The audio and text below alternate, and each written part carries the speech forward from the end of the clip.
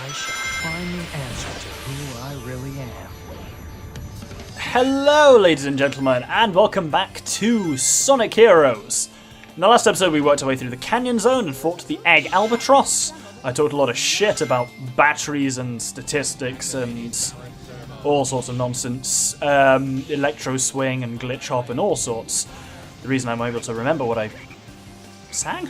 I said when I talked about, the reason I'm able to remember that so clearly is because it's the same recording session for me. I'm, as ever, continuing with my plans that I make of doing Sonic Heroes all in one night, much like the spirits in A Christmas Carol. Not A Nightmare Before Christmas, don't want to make that mistake again.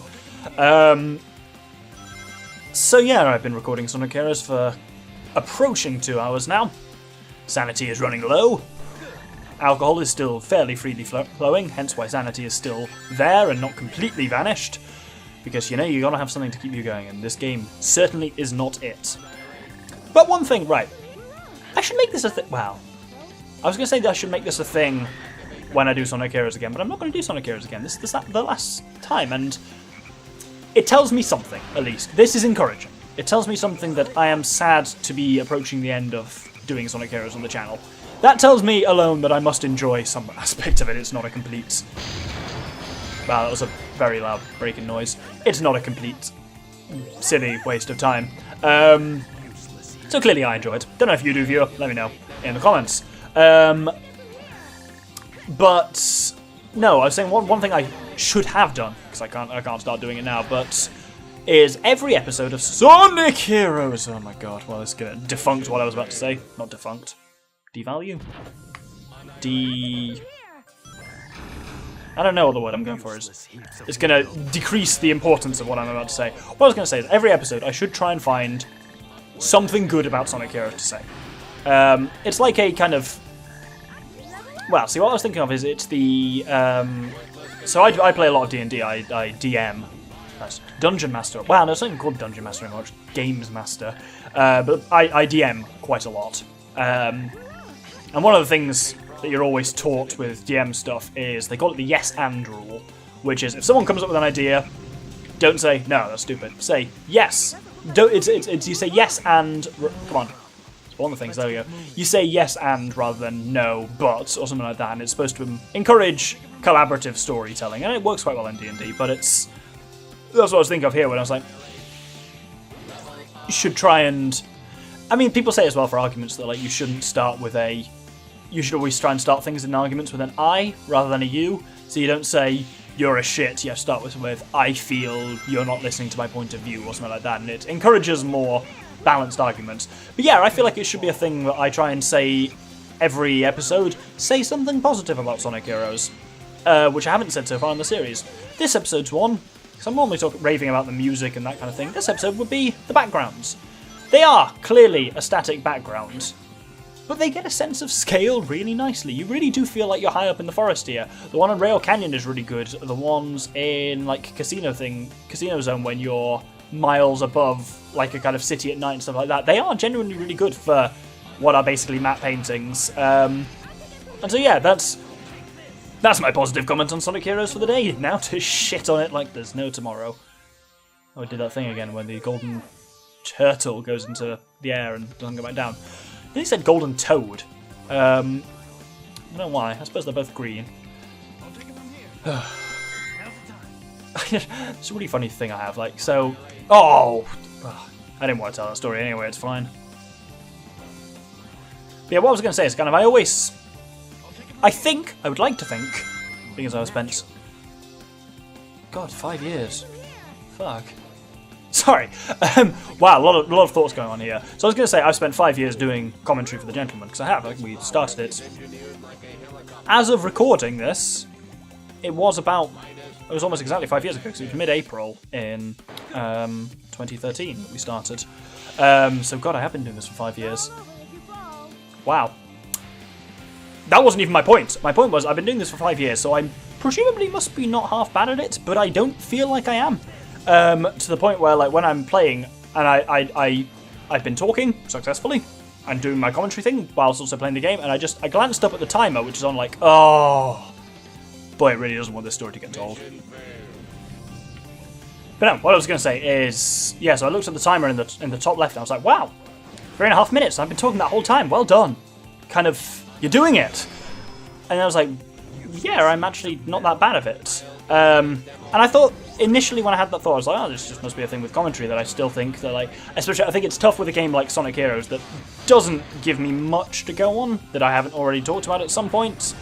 So I would never say I feel like, it's not right to say I feel under pressure to come up with commentary, but certainly if there's long periods of silence, I'm like, Then the thought I had is, I don't know how many people share this, but I'm like that in real life too. Like, say let's say I meet up with a friend I haven't seen in a while at the pub, and we kind of start talking. And we've been talking for like an hour and a bit or so. And then I have the same thought of, I'm like, yeah, we're making conversation, it's still going. There hasn't been an awkward conversation and pausing conversation. Well done, kind of, you're doing it. It's like I'm learning to ride a bloody bike or something. And I guess, right, okay. We're in episode 5 now, shit's getting deep. I think that's genuinely a fundamental part of me. I think I'm really... Okay, freaked out is probably not the right word, but I think I'm not good with long periods of silence, which is probably why I was gravitated to this kind of thing originally. It's like why, certainly like with my own work, because as you may or may not know, I'm a researcher, and a lot of the stuff I have to do for that is about communicating my results. And sometimes, like, say at a conference, people are like, okay, well, if you really wanted to give a talk, you can sign up for one here. I'm like, I always, generally, if it's about like writing a paper or giving a post, like showing a poster or giving a talk, I would always rather give a talk. Whereas a lot of people I know are the complete opposite of that. They're like, oh god, I'd rather do a poster than a talk because then I have to like stand up in front of people and speak. I'm like, no, I find that way easier.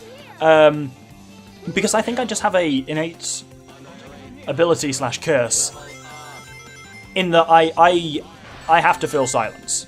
So I guess I'm a good speaker in that way, because if there is silence, I'm like, I need to fill it. And I think there's a whole thing on recording that, like, I could just, I guess part of it is because I never want to cut forward. So I'm like, well, if I'm going to be showing this footage, I don't want to show the footage in silence, though I could. So I kind of feel the need to constantly talk.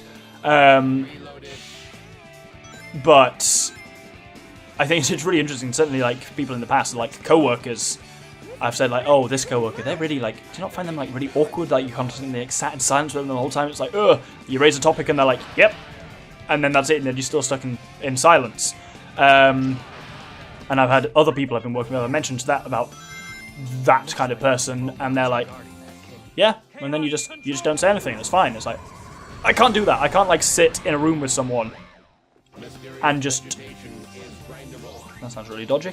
I can't just, like, sit in a room with someone particularly and not make conversation. If I'm there, I have to kind of try, and I resort to a lot of kind of, like, British stuff of just like, man, crazy weather we're having, like, shit like that, because I do kind of feel the need to fill space like that, and as I say, I think that can be both a blessing and a curse. Because I know several people who do Let's Plays who are a lot less... they're not constantly commentating really at all in any way. They're just like, they will play the game, and if they say something, they say something. And the example that comes to mind is one, Beta Ray Ben. A guy I know. Knew him in real life first, he started doing YouTube stuff. He's fantastic. Check out his channel, Beta Ray Ben, however you pronounce it. He's one of the funniest people I've ever come across. But in a conversation, he doesn't contribute a huge deal to the conversation. He's not a loud person, he's not a constantly talkative person in the way that I am.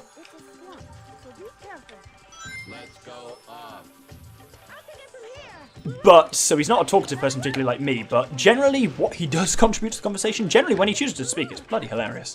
And his YouTube style is the similar kind of thing, that he doesn't constantly commentate. Sometimes there will be, oh shitbags.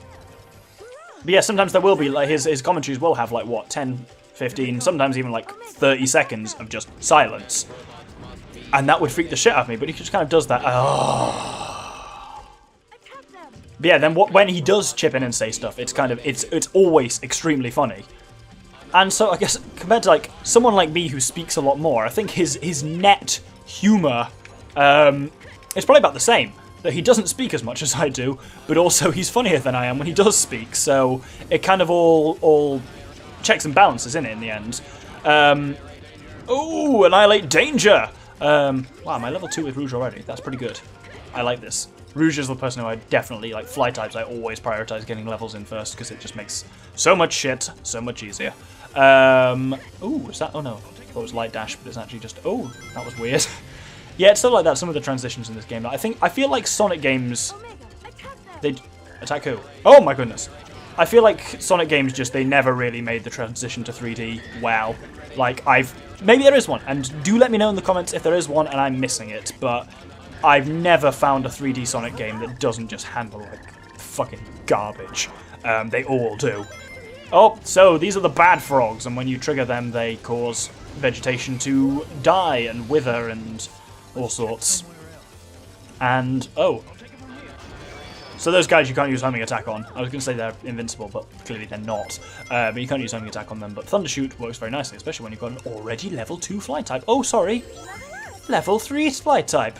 3 fly type. That's not easy to say. That's what made those 3 free fleas sneeze. That's a very specific reference to Dr. Seuss, to Fox and Socks. So Fox and Socks is great. It's just a series of hilarious tongue twisters. I'm just going to ignore both of those guys. And so it starts with kind of like Fox and Socks. Would you like to play Mr. Knox, sir? And it has a lot of rhyming stuff that gets increasingly difficult to say as it goes on. And that book just was my childhood. I've memorized huge sections of it. Up where? Straight ahead, I suppose. Oh yeah. So like gooey goo for chewy chewing, that's what that goo goose is doing. Do you choose to chew goo too, sir? If sir, you sir, choose to chew sir with the goo goose, sir, chew sir, do sir. And it's stuff like that, but there is one section of that book that to this date I cannot do. I can't say it without flubbing at least once or twice. And it's talking about fleas and cheese trees, and that's what made these 3 free fleas sneeze. And it's so challenging. I was supposed to homing attack up there, but I didn't. I had an amusing moment today, actually. So, April the... what date are we on? April the 12th. Not sometime in... I'm still going to say it's probably September by now, presumably, when this goes up. Ooh, gold guy. But yeah, I had a moment today when I was trying to say the words. I was talking to someone about my research, and I was trying to say the word preliminary data. And I went, preliminary.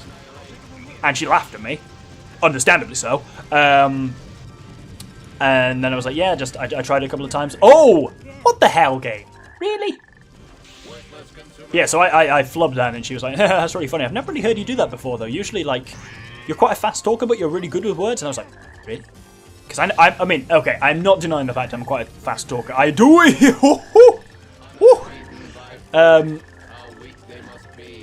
Except they're not being eaten by fruits because I didn't trigger the frogs, so those fruits didn't go cascading down the hill, so that cutscene didn't happen. Well, not cutscene, but event, trigger thing.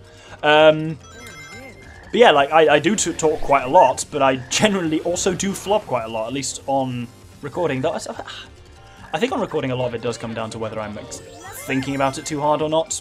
Because certainly I haven't been flubbing a great... Well, I haven't been noticing myself flubbing a great deal here. I probably have been saying, like, problem instead of problem and shit like that fairly often.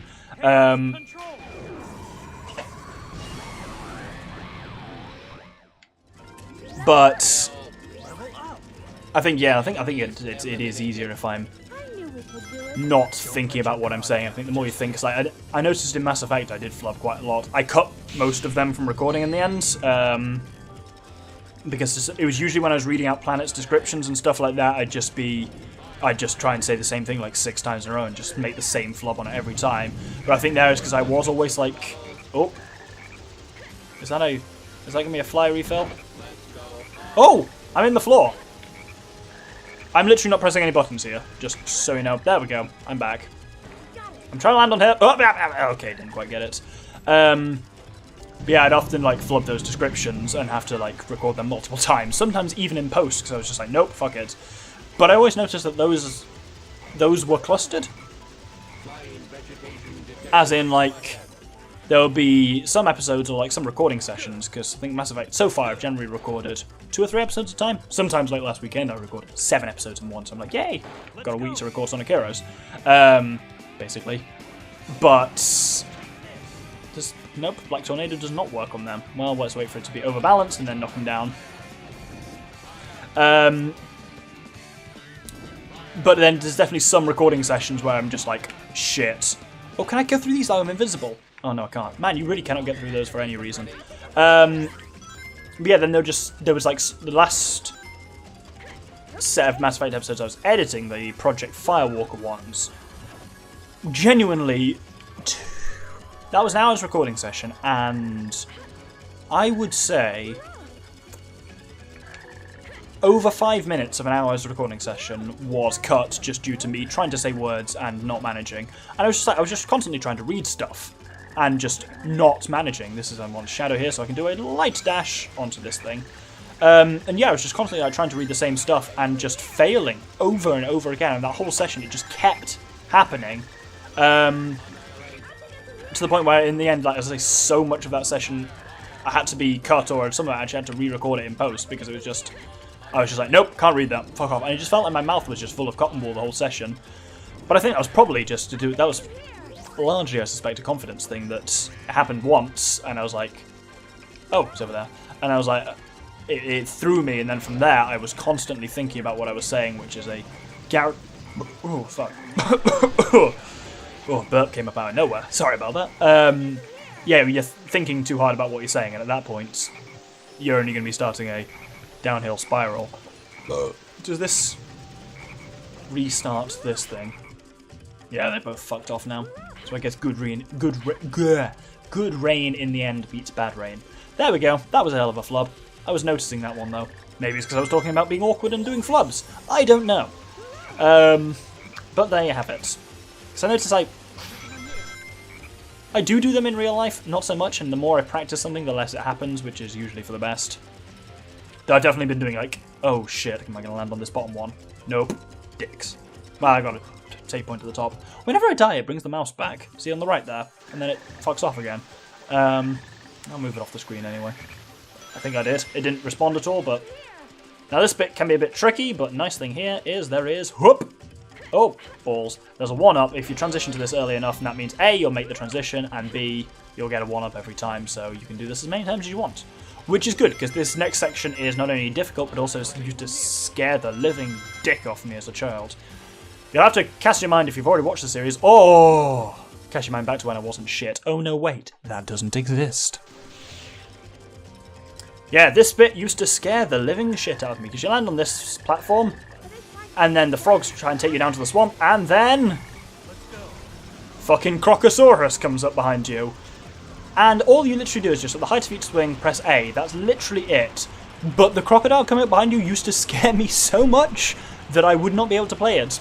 I just went... and just do shit like that. I don't even know what happened there. Oh, that was an embarrassing moment, because I was like, oh yeah, I used to be scared of this as a kid and suck at it, but now I'm much better. As a fucking 25-year-old bloke, apparently I'm still fucking shit at it, and apparently it still does slightly scare me, because, I mean, yeah, if you actually look at the guy, that is a really big crocodile, and he is full-on coming for you. It's like a bad dream, that. Oh. What the? Is he fucking off? Ah! Oh, he's not fucking off. Ah, he's in me. He's in me. That was weird. It threw me upwards, but didn't throw me where I needed to be. I think that's also why I struggled with this as a kid, because it's fucking glitchy as anything. You see why I go for this 1-up here every time. Bloody need it. Yeah, in a lot of ways it is like your classic nightmare. It's like you're trying to escape from the thing and you know it's just behind you, or like that kind of thing's really common. You get that feeling and you go, right, this can't just be me. In nightmares, you kind of, where you need to move, but kind of like you're on a train tracks and you know the train's coming, can't get out of the way in time, someone's trying to find you and you need to hide, but you just can't quite move fast enough. And you get this kind of feeling right down in the bottom of your gut. That can't just be me. Oh, dirty frogs again. Yeah, gave me that as a child, which therefore made me struggle with it, but apparently still, yeah, 15 years later, still struggling, so... Oh, that's a terrible score. I will have got like an E or below. We can't get below an E. Ashamed to call myself a treasure hunter. Yeah, and so you should be. Right, let's go on to another bit of plot and another team battle. Let's see if this one actually gives me a chance to explain the rules, or not. Look, it's that hedgehog. Wonder what the big rush is all about. Bet you those guys will end up getting in my way and making trouble. Hey, isn't that... Sonic!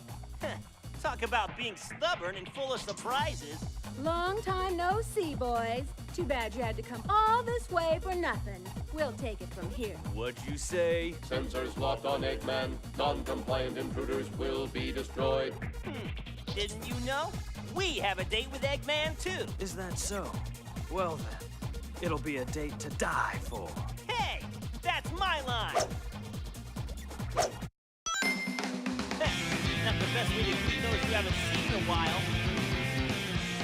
What was with that hedgehog? It looked like my twin. That line annoys me. What was with that hedgehog that looks like my twin? For two reasons. Number one is it doesn't make grammatical sense, and number two is because it's used later in the game, and they've literally just lifted the dialogue from that exact moment, and it annoys me that they've done that. So, Team Battles is a kind of largely rock, paper, scissors mechanic of, I can never remember the way it works, but certain combinations beat certain combinations of the enemy. I believe speed beats power, power beats fly, fly beats... Oh, they're using Team Blast on me, shitbags. I think ones beat the one to the up and left of them. Oh, there goes Rouge. Right, let's see what I can do with this with Eggman. Not Eggman. Why do I keep calling it Eggman? Omega. Because I believe, yeah, power beats fly, fly beats speed, speed beats power, I think is the way it works. So you basically just need to knock out the opposing team's members, and there you go. Team Blast will not only do a load of damage, but also bring all your dead team members back. Leveling up is important, and Team Battles tend to be, as we saw last time, either won in the first few seconds, usually the first minute, or you lose them. Or they just degenerate into nonsense. And so we'll have to see with this one. There is a way to fudge it, which I don't particularly want to do at this stage. They've gone into speed, so I'm going to fly. Sometimes, as you can see there, they're getting confused and switching team a whole load. As in switching formation. I think I've nearly got a couple of them, or not, because it's all about physically knocking off the edge, and the more rings you have, the more robust you are to knock down. At least I've certainly had a good chance to explain the rules of this. They'll probably have a Team Blast before long, because at least against Team Dark, they seem to get Team Blast so easily. It's bullshit. There's a way you can just fudge it, just build up Team Blasts really easily, but I'm not quite at that level of desperation yet. Oh god, that sends us flying. There goes Omega. Shadow is okay. Rouge is also okay. I'll try and use Rouge a little bit. Am I ready to cheese it? Right, cheesing time. I'm going to stay up here. So you'll notice I can hover here forever, and whenever I press X and launch Shadow at them, you'll notice my Team Blast meter goes up a little bit. And this is the way you cheese it, ladies and gentlemen. If you just do that until you've built up a Team Blast, that'll bring Omega back and do a fair bit of damage to them. And I've killed Tails. Wonderful. Shadow, have you lost your mind? Apparently, yes. Like, he literally has. That's part of our, in inverted commas, plot, which is obviously very loose in this game. Well, this gives me a brief chance for a rest and a drink. Oh. Right, Team Blast. There we go, wonderful. This is very handy in Team Battles because it also does freeze time, so it lets you get in the right position, get any other shit that's still on the map, and get ready to fucking leather them. If you do a bit of damage to them now, they'll go extra flying when it snaps out, and snap back to reality! Oh, there goes gravity. It didn't do as much as I'd hoped, really. But we got a Mega Bat, which is nice, and we've got 2 team members on them, so... Poor time for sneezing fit to... Oh, kick in. I'm okay, I'm okay. Oh, that seemed to be effective. Yeah, killed Knuckles. Brilliant. Now, who beats Fly type? This thing might tell me. Some characters are better at fighting enemy formation. Let me be the leader when enemies are in flight. So, Shadow beats Fly, which means Speed beats Power, which means... No. Speed beats Fly. Right, let's look at this map. Speed beats Fly, so Power beats Speed, so Fly beats Power. So, I need Power to counter Speed. I think. I'll check that with Omega. Oh, don't tell me about it with Shadow again, I don't care. Oh! He's being real mingy. He's going to get bloody Team Blast soon and bring bloody back! Bloody bollocksing shithead. Kill the bastard. There we go. Oh, that should have got him. Die, you silly bastard. Has he not died yet? Oh my god. God. This is the thing I say with this is exactly what I mean when I'm like, so team battles are either over instantly or degenerate into nonsense. This one has 100% degenerated into nonsense. We eventually got him off, and that's probably actually in the entire Let's Play, so over all 4 teams, the most understandable team battle I've had. In terms of I've been able to explain what's going on and actually think about it.